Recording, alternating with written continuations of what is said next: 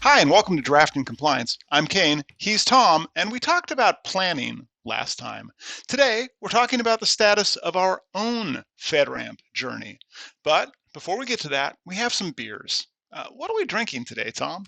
Well, this is certainly a departure from what we normally drink, but I think that's a good thing. It's I it's, hope it's so. always an opportunity to give you something new to taste. So this is a Pilsner. This is Okay. Firestone Walker Brewery's Pivo Pils. So let's show the can. It's a very cool can, especially if you like coat of arms. Yeah, I There's mean, like, I like that it's got a bear and a lion doing fisticuffs in front of what I'm guessing is a coat of arms. It's pretty exciting. yeah, who would You win also that? say I'm it's not sure. oh, I think it's the bear 100% of the time. Just it's Okay. got the body mass. Yeah, for sure. Um, Plus, it's a male lion, and what do? They lay around and wait for food to be brought to them. Yeah, I it's a want to large. ask though. This is a pilsner, so that's like Ronier, right? Up in the Pacific Northwest, we have vitamin R. I'm not sure. I've never had that. Okay, so sorry, that's a Washington Ranier. Oh, State is that thing. Rainier? Is that Rainier? Yes, yes, that's Okay. the All right. posh version of it that you get at Yeah. Target, right? Got you. Yeah, I only mentioned that because I was on a You, ski lift the other day with somebody who had a six-pack of vitamin R, and there were four of us on the lift, and they were surprised that I did not want one, but then they were great because it means two beers each for them on a 10-minute chairlift. how great is So that? I'm guessing this must be a quick drinking. What do you call it? Sessionable, Tom? Is this a So sessionable well, beer? let's just say this: Pilsners are a very approachable beer in general, but I will Okay. say, like an American lager, what most people drink in the United States, the Bud Lights and Budweisers and Millers and all of those approach a Pilsner, but it's very Americanized. Hmm. And so it's generally considered an American lager, not a Pilsner. Pilsner originally it has a lot more flavor and character than what we drink here as domestics. And the original Pilsner comes from, um, uh, I think it's Pilsner Quell, comes from Czechoslovakia. So, Wow. this will be interesting. I've had a lot of that beer, as will our one of our HR gals. She's very familiar with it, Helena. She's from the Czech Republic, so she Cool. Well, knows. we'll also wait and see if anybody fact checks you in the comments below. Yeah, we will. This is a 5.3%. So this isn't too bad. Certainly tame by what we have been drinking on this show. So I say we crack it and I think we're gonna have a go at give it a this. pour. Okay. You'll notice right away there's not a lot of color to this guy. Oh, actually, that's yeah. It's very faint yellow. Yeah, it gets darker with the pour, but it comes out very, very thin looking. It's very bubbly. So You there's know, some I've effervescence had to it. prosecco in this shade. Mm, Oh, that smells like beer. yeah, that's got that. Oh, that smells like my misspent teenage years. My goodness, Yeah, that's a trip this down should amnesia lane right there. this should definitely have some bring back some memories. This has that Yeah, that I would call it grainy, very grainy smell. Also a little bit of banana in there. yeah, yeah. I'm It I'm ports a just pretty nice head, but the head's dissipating pretty quickly. Yes, it definitely So does. I'm gonna top him off. Not. Oh, you didn't fit yours. Oh, well, look at my I pro skills. like to Ooh. watch the pour happen and then refresh it. So It also has all right, very small, very vertical bubbles, and not a lot of them. Interestingly enough, well let's give it a taste. and I can see through this damn thing. Like that's Yeah, a it's rare beer on this there's show, Tom. It's absolutely no particulates in this beer. yeah. All right. Well, let's have a go.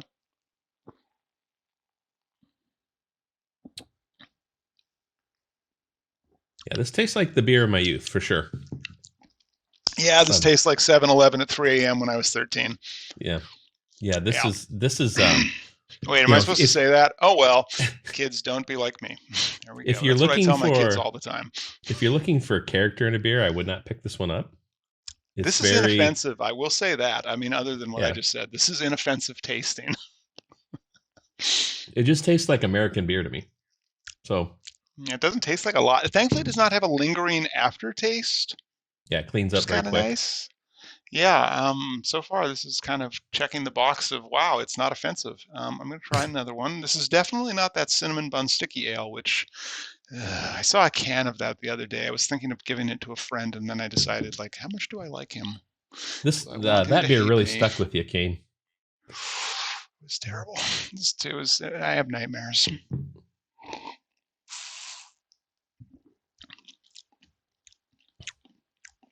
I would agree And this is sessionable. I mean, you could yeah, I could probably, see why on a chairlift you could just pound these. yeah. But also, please, if you're at a mountain resort and you're drinking, drink responsibly, and also clean up your empties because we don't want to hit them with our boards or our skis. Yeah. Right? Be nice. Two things I don't With do. that, being nice, I'd No, challenge you on that one, Tom. board I think or you're. ski. Aha, okay. Well, today we're not just talking about beer, we're talking about FedRAMP, and we're talking about Hyperproof's FedRAMP journey. For those of you who haven't gone through our back catalog of the show, the reason we started doing this was to talk about Hyperproof's journey towards FedRAMP. And I think at the time we had it in our head that we were going to get it done in a year. We're on episode 30. We've already done 20. Well, we've already hit episode 24. I had to do math in my head there. So, Tom, how are we doing now on our roadmap towards FedRAMP Moderate? Yeah. I would say, just like any other really large project, there are things that come up that surprise you. And certainly we've had our share of those in this project, right? We've had everything from vendors that have assured us they were FedRAMP Moderate or would be before we were, kind of pull that Lucy football away from me as I went to kick. I think that was one of your. Yeah, vendors that make ticketing systems, not to put too fine a point on it, but yeah, something like Yep. that. Yeah. So we've had those things. We've had challenges from a product perspective that we didn't anticipate initially, that we've largely scoped and tackled, but those things take time. And then we've had what I would call competing priorities. We are a company that really focuses on customer ask and pleasing the customer. And so when something comes along that prioritizes that over the FedRAMP project, we certainly are going to please the customer first. Not that we aren't doing FedRAMP for customers as well. We are, but sometimes you just something screams a little bit louder. So we've had some of that have occurred on this project as well. So we are definitely behind where we thought we would be, but we are also trying to be very transparent about that. We're also trying to be very clear about what we think the new timelines are going to look like. Is that why you picked this beer, Tom? Because this beer is very transparent. I mean, I'm thinking Sorry. the only thing you could have more transparent would be like a hard seltzer. There's clarity to it. Yes. So, we currently think we're probably more on a timeline that looks like the end of second quarter in 2024. Thank you. I was going to ask which year. Yep. The environment is largely built. So, folks can attach to it and start to see what looks like Hyperproof there. A bunch of the product changes that we have requested be put in have been completed. There's still some that are in the works, but that's really good. So, what we have here is the culmination of a bunch of work starting to come to a fruition, and now we just need to drive it home. So, So, the TLDR is we're behind, but we are making significant progress, and we are trying to communicate that. Okay. And I remember the last time I went back and I looked at the last time we did an update, and at the time we disclosed we'd had some supplier challenges for Hyperproof. So since the last time we talked, how have those challenges progressed? Sure. Really, I would say there was two massive challenges. The first was Okta had bought Auth0 and pulled away the effort to turn Auth0 into FedRAMP Moderate. So we had to look for another option. Luckily, our partners at Okta had another option. So we have fully deployed that. So that's fully deployed. We have an authentication mechanism that's FedRAMP authorized. That's in play. It's already fully functional with our FedRAMP environment. So that's good. So that's case one. Case two was, we were heavy users of both Jira and Confluence. And, those who have those products in their environment going after FedRAMP will understand that there's been some pain around those. There's been some communicated dates that have been missed. Again, this is a very large undertaking, so I assume Atlassian is having some competing priorities as well. So we had to scramble. We took their word, excuse me, that they would beat us to the finish line, and then they pulled back from that and didn't communicate a new date. So we really had to find a different option. Luckily, we partnered with a company called Contigix. They have taken the data center versions of both Jira and Confluence, and they've deployed it, and they've got their FedRAMP ATO on top of it. So we are in the process of migrating. We're actually just about to start, probably tomorrow or Thursday. So this is the week of 3/5 that we're recording this. We will start user acceptance testing on that environment. So it's getting very, very close. We suspect that we'll have final migration sometime early April, although we have to contend with some schedules to get that done. So Right, but ultimately that means that our developers and our other users who are using Jira and Confluence can continue using those as opposed to trying to rip and replace them, which I can't imagine that that's going to go very well for any company that's using Jira well, and Confluence as if part of their default workflows. yeah, and if you think about how those products have positioned themselves, they've positioned themselves as to be an integration hub throughout your entire enterprise. Hmm. So any sort of rip and replace of that is very painful. You're talking about a bunch of disparate groups that are using these products for different use cases, all have built their own process and workflows around it. And suddenly Hmm. you would break all that along with integrations to things like potentially ServiceNow or I'm sorry, Salesforce or Slack or whatever else you have in your environment. That's very problematic. We did not want to have to go down that path. That's probably more like a year project for us if we would have done that. So Yeah. this is much more preferential to us. So the last challenge around vendors that I'll mention is our centralized logging system. Hmm. It was not FedRAMP authorized, although they had an option that was FedRAMP authorized. So what we did was we split our environments. So we're logging commercial to the commercial platform, and we're logging our FedRAMP environment to the FedRAMP environment for Yeah, that makes logging. So sense. And that's as you'd expect. And also FedRAMP is more prescriptive in terms of what you have to log, yeah, like are you have to log required to a log. considerable amount more in terms of the data and the data types. So yeah, it creates some overhead, some cost, and so we're trying to do everything we can to keep that cost low because ultimately our customers will be paying some portion of that cost, right? So trying to be judicious. And But absolutely. And if viewers are curious about the logging changes, we did an episode about that. I'm sure we'll get a link to that in the show notes about the specific things that FedRAMP would require you to log as opposed to normal commercial environment. So, Tom, I want to take the one other question though is like, so those are the challenges that we had last time. What new challenges have come up since that last time or since we planned the project? yeah, certainly we've had some. I would say time management has been our biggest challenge. Um, I could probably demand um, 40 developers at any given time, for the next 3 months. Reality is we can't do that. So, Hmm. we have significant challenge that we are meeting, by the way, but to continually look at our priorities and saying, are we working on the right thing at the right time? That's our first challenge. Um, we also have, I would say just operational challenges. Building out a comprehensive asset management platform. Hmm. We've done it now, but that was not a small lift. I think most people think of asset management as a spreadsheet. When you look at asset management underneath sort of the umbrella of FedRAMP, it's extremely comprehensive. So getting all of your assets out of whatever you have it in, whether it's a spreadsheet or some other platform, into a FedRAMP ATO platform, and getting all of the variables that you need built out around it, that's a challenge. So Yeah, we've like I completed that. imagine you'd probably have to have like firmware in there too, right? Like not just that you have an Firmware. asset, but the Yep, firmware, the software stack, and everything documented that's right. to a very high degree of precision, which you probably wouldn't have in that legacy spreadsheet, right? That's correct. And so we looked at products that would help us gather those pieces automatically, which was very Hmm. nice. So a lot of the bits and pieces of asset management we have gathered. We have a process that's automated that gathers those pieces. There's some we have to input, but for the most part, those are gathered automatically now. Hmm. And it's a Things like FedRAMP compliant one too, right? It's because that's right. it's in the FedRAMP authorization boundary. Yep. That's right.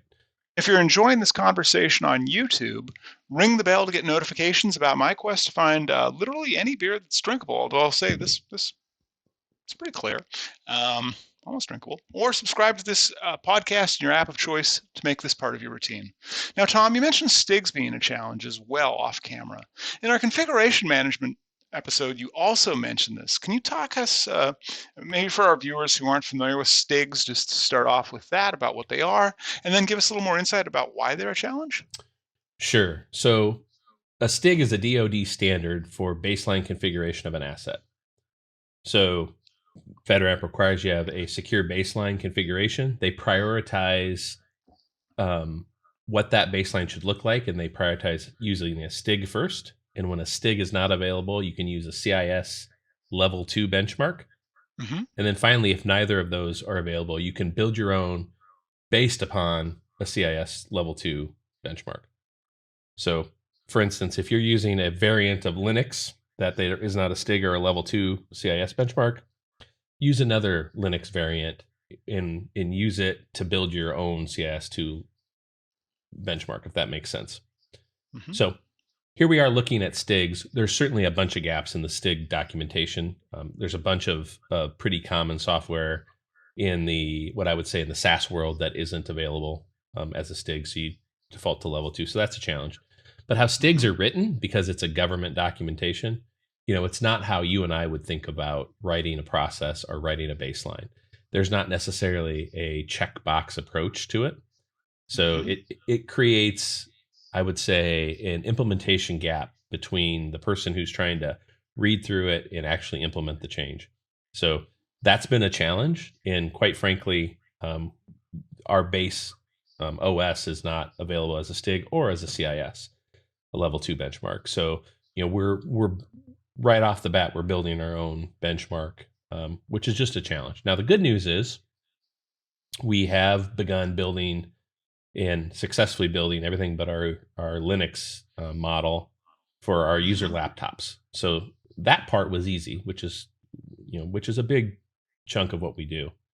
And then the final thing is when we build out a STIG in our operating environment, in our security boundary, we're really talking about changing a base image that gets deployed every time we spin up resources.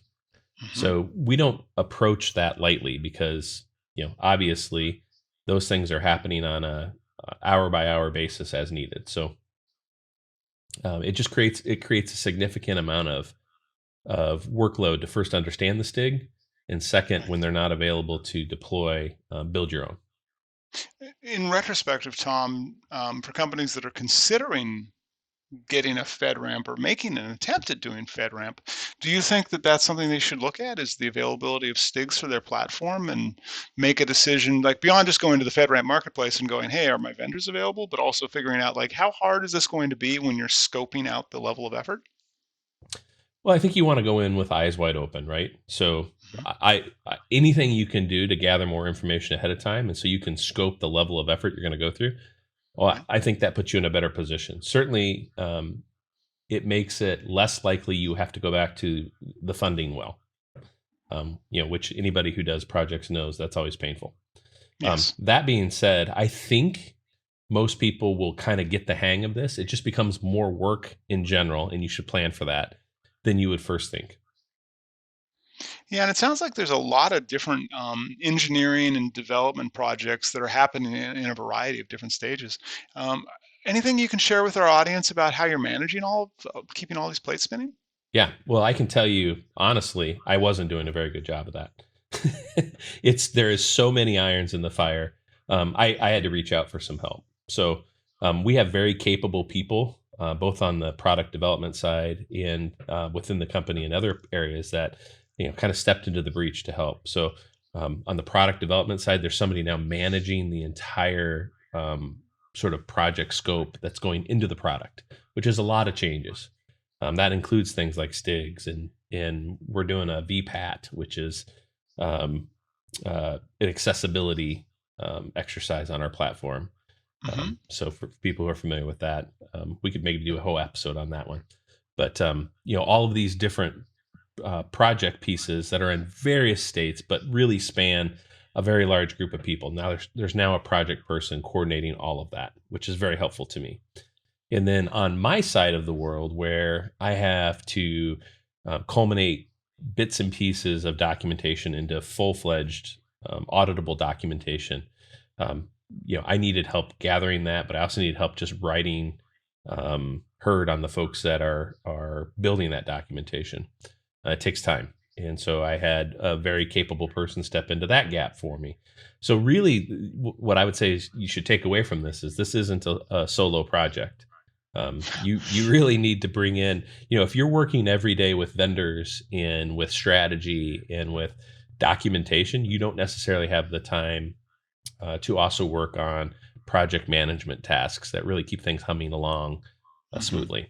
So go find that person. So yeah, absolutely. So again, thinking then of larger organizations, Tom, would you say there's a different strategy or alternate strategy for managing their journey to FedRAMP? Yeah, I mean, I think the right approach is think about how you're going to align your resources up front. So especially if you've watched the episodes that we've put out there, Kayne, you would start to understand that there is a significant amount of work involved with FedRAMP Moderate, and we're doing Moderate. Candidly, there's already talks about what should we do to get to high eventually, but we're just doing Moderate right now. And so because of that, you should really go in sort of fully focused on what you're asking your enterprise to do. In the larger companies, quite frankly, it's a much bigger lift than it is here at Hyperproof. So you're talking about crossing functional groups in a way that's very disruptive for probably at least a year. In big enterprises, I would say you're going to average more to like 2 to 3 years. And we've heard those numbers thrown out by other guests we've had on the show where it's a couple-year journey at a minimum. Yep. So go in eyes wide open, align resources, and put project management resources on the project initially to help scope it, but certainly to help follow up on all the sort of independent items from different groups that are required.